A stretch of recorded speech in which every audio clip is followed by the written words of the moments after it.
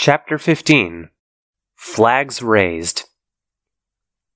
The aftermath of the second mutual killing game of Hope's Peak Academy was a storm of activity and chaos. As soon as the students stepped outside, they were whisked away by the Future Foundation. Over the next few days, the television blared with reports from Vice Chairman Munakata Kyosuke, promising Class 78 was safe. Their memories had been restored to them, and they were currently undergoing therapy. They would be available for the cameras once they were ready.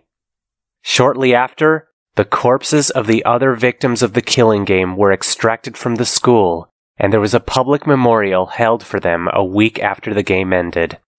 It was broadcast live, and it was the first time the world had seen the 6 survivors since. They were all hovering close together, jumpy and tense, with every sudden noise making Naegi in particular flinch. But he was still able to go up and give a little speech about how much all his classmates had meant to him, and he only broke down crying after he'd left the podium. A few days after that, Enoshima Junko's death was publicly confirmed. It had taken the Future Foundation some time to uncover her corpse, hence the delay, and even longer to identify it. There simply wasn't much left. Her remains had been missing pieces, such as an eye, an arm, and several organs, and her face had been so damaged as to be unidentifiable. But, Munakata said, the DNA tests had come back positive.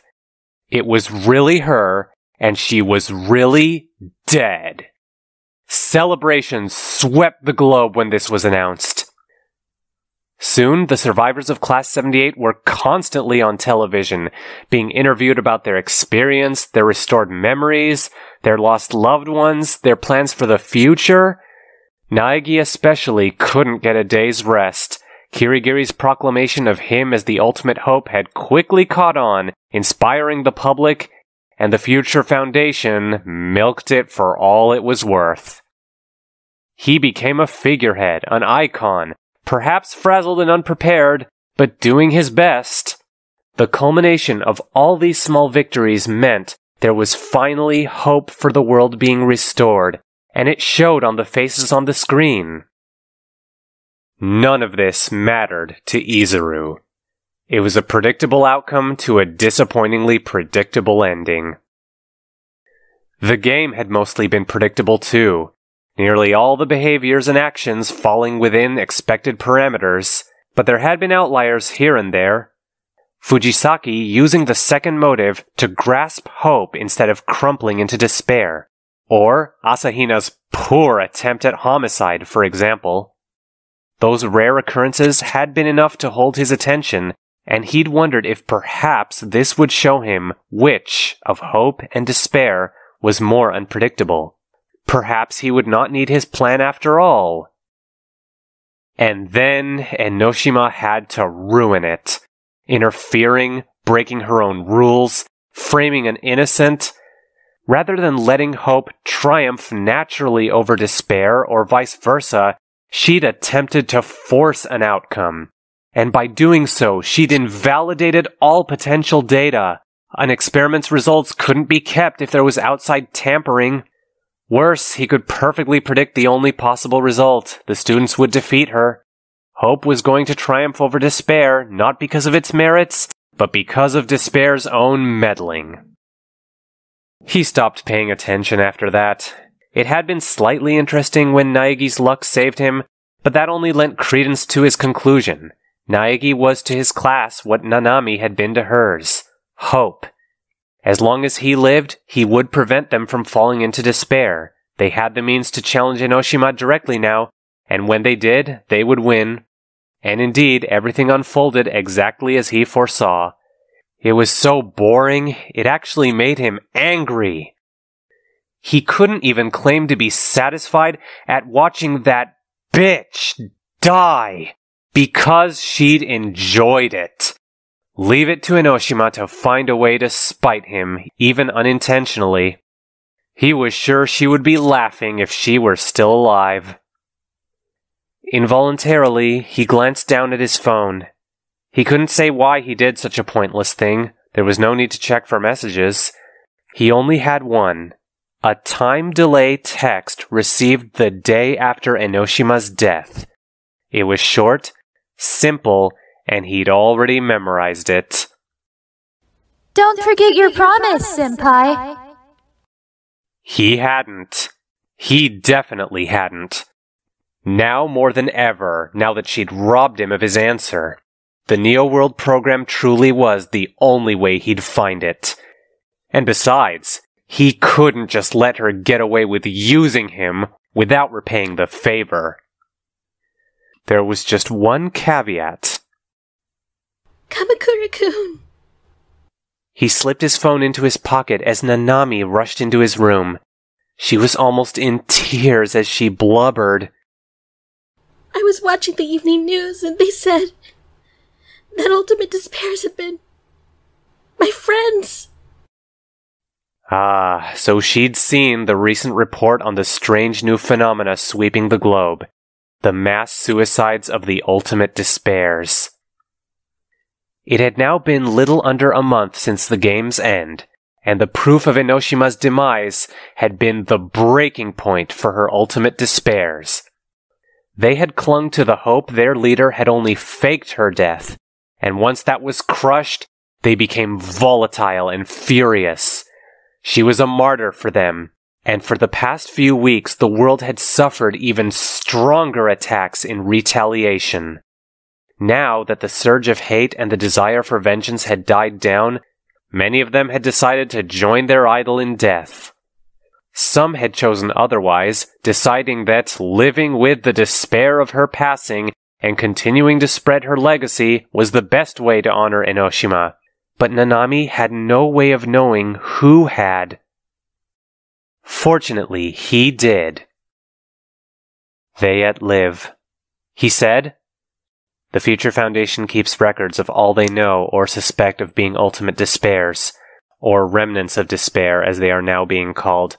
Your friends are still listed as alive."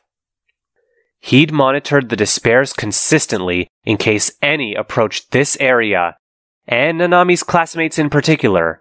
While he could have used any of Enoshima's pawns for his plans, he would have preferred it to be Class 77.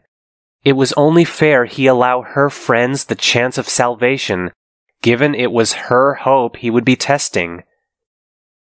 She exhaled in relief, placing a hand over her heart. Thank goodness. Would you mind showing me? It's not that I don't believe you, I just... Desire visual confirmation. He surmised and got off his bed, striding to where his laptop was situated on his desk. He took a seat and Nanami leaned over his shoulder to watch him hack. It was evening, and though he hadn't started getting ready for sleep, she was already in her pajamas. A small part of his mind peeled off to take note of the way they slipped off one shoulder, exposing a long strip of pale flesh. Although he had seen her naked skin a multitude of times before, those had been strictly for her good health. Without that layer of professional purpose, there was something far more intimate about it. And that was... distracting. Izuru mentally chided himself for letting his attention wander. Even if the task was easy, it was still pointless to fixate on minor details, however alluring. He firmly chased such thoughts away and returned his attention to the computer before him, scrolling through the databanks for the profiles on Class 77B. Nanami visibly relaxed as he pulled each of the relevant ones up to confirm their status. They were alphabetized, surname first. As he scrolled down to Koizumi Mahiru, she perked up in surprise and tapped his shoulder, indicating he should go back. Her finger pointed to the katakana characters, forming his name. You're in here. As expected. Although all the Future Foundation had was his name and a short summary of his history, the rest of his profile was filled with blanks and question marks. To the best of their knowledge, I was responsible for the first killing game. Given how vital it was to the beginning of the tragedy, It is only logical to hypothesize my association with Enoshima's ultimate despairs. Though he couldn't see it, he could perfectly envision her frown. That's not fair. I know trust isn't exactly a luxury the world has anymore, but declaring you a terrorist just because of a suspicion... Ugh. It is not entirely incorrect. He pointed out, I was associated with her for a time, and they have no reason to believe I left. She still seemed bothered, but let it rest. Wordlessly, he resumed confirming her classmates' statuses. Nanami had handled the game as he'd expected her to, with difficulty, but persevering nonetheless. Anyone watching should have the common sense not to get attached to any of the students, knowing what lay in store for them. But she had. She'd cried when they'd cried, and laughed when they'd laughed. She was far too empathetic for her own good. But then, that was a trait he would not have her lose. On Naegi, it had been boring, but on her, it was attractive. Romantic attachments were still things he had trouble comprehending, the whys behind them inconsistent. Physical attraction made sense, it led to procreation and the continuation of the human race. But affection? Why did he feel that? At first he'd assumed it had been born of Hinata Hajime, and that was true, it had.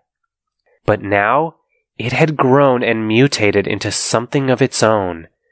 The spike of anger and envy when she'd started praising Naegi, for example, had taken him off guard. Hinata had never felt that. He'd never been in this situation. It was a feeling entirely Kamakura Izuru's, not Hajime Hinata's. An unexpected occurrence, something he couldn't foresee. It was almost enough to change his mind. Almost. But the truth was, love wouldn't save him. Even Enoshima had loved someone, and it hadn't saved her either. Nanami was interesting, but the rest of the world still was not. And now that he'd had a taste of not boredom, he wanted it all the time, not just when he was with her.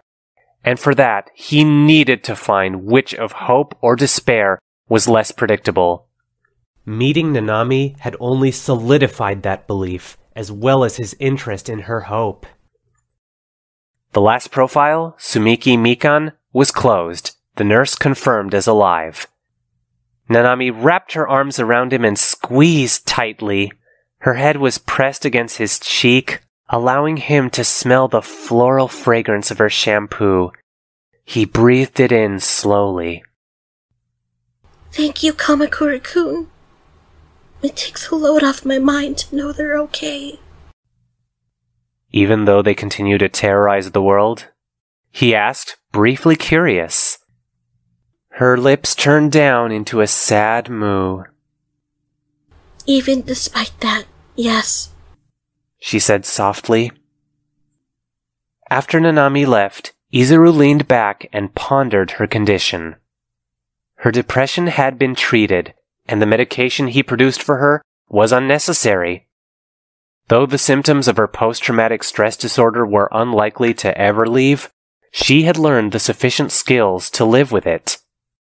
She also had reached a point where she would no longer need the cane to walk, except for aid on the stairs. Soon, that would not be a requirement either. Her reliance on him was coming to an end, and then he would have no reason to stay. It made his chest feel odd, like part of it had been scooped out with a spoon. The text Enoshima had sent reared its head, her gleeful giggle and sickeningly honeyed voice rising from the ghosts of memory to recite the words. Don't forget your promise, Senpai. I have not, he thought, with a malice that briefly surprised him. But you are not my first priority, Enoshima. Her artificial intelligence could wait until he'd laid out contingencies for Nanami's safety. He didn't care if the rest of the world suffered from his plan, but she would be safe, first and foremost.